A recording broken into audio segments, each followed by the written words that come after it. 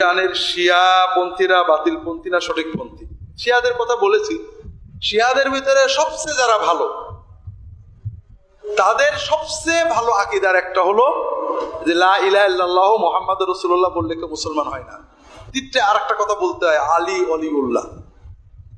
দ্বিতীয় হলো যে আবু বকর, ওমর, উসমান সহ সব সাহাবীরা মুরতাদ কাফের ছিলেন,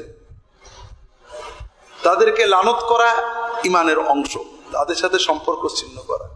তৃতীয় হলো সাহাবীরা যেহেতু সব কাফের ছিলেন, কাজে সব হাদিস বাতিল, শুধু তাদের ইমামদের থেকে বর্ণিত গুলো ছাড়া। চতুর্থ হলো এটা অধিকাংশ যে এই কোরআন বাতিল, আসল কোরআন নাউজুবিল্লাহ ওসমান পুড়িয়ে ফেলেছেন। এখন এরপরে এই ধরনের বিশ্বাস যার আছে তার কি বলবেন এটা আপনাদের ব্যাপার। তবে আমরা সরাসরি কাউকে কাফের বলতে চাই না, বাতিল বলাতে সমস্যা।